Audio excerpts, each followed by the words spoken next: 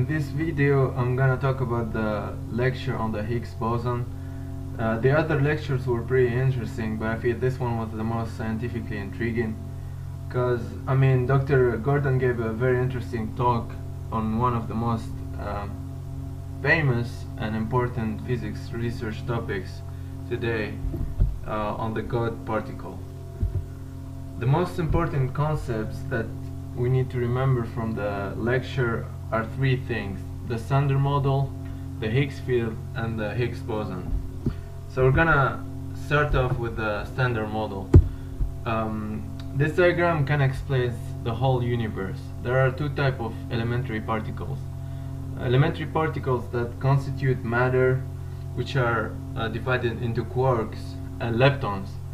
And for instance, you have like the up and down quarks that compose the neutrons and protons. Like a neutron has an up quark and two down quarks, and the proton has one down quark and two up quarks. There are also other types of quarks like the charm, strange, top, bottom quarks.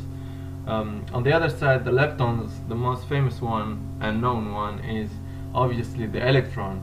There's also other lepton particles like the tau, tau neutrino, muon, muon antineutrino, and the antineutrino. The second type of the elementary particles are force carrier particles. There are four fundamental forces in this universe: the gravitational force, which is carried by a graviton; the electromagnetic force, which is carried by photons; the strong nuclear force, which is carried by gluons; and the weak nuclear force, which is carried both by W boson and Z boson. And finally there's the Higgs boson, the one that we're gonna talk about, which might be the last piece of this puzzle. So all these particles are assembled in this equation. Right now the first part of this equation takes into account the particles that have been discovered and that are known to exist. The last piece of this equation, if the Higgs boson is discovered, the Higgs boson will confirm this equation that can basically explains everything in this universe. So speaking of the Higgs boson, in order to understand the Higgs boson, we need to understand the Higgs field. In 1964, Peter Higgs kind of added a very insightful assumption or theory for elementary particles. He stated that there's an energy field that penetrates the whole universe called the Higgs field, and this energy field kind of gives each elementary particle their atomic mass, and it kind of explains why some particles have mass while others don't have any mass at all. So basically you could think of the Higgs field as water. Particles would be could be like a fish, a streamlined fish that could move rapidly in the water, or a human that has more difficulty moving in the water because it has more mass.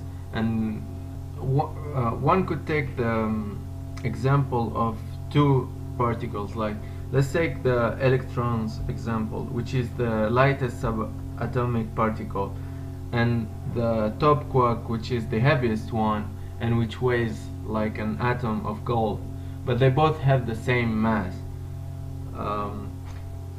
Also, the Higgs field is also thought to play an important role in radioactive decay and in the weak nuclear force.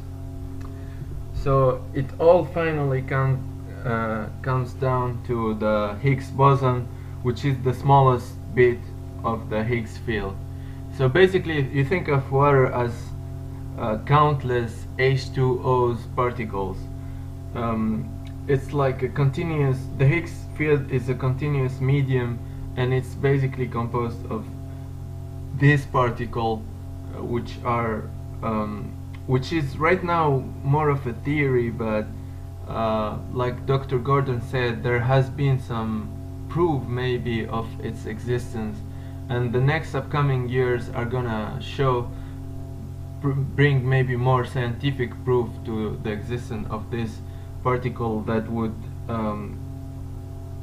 bring the theory of everything to completion.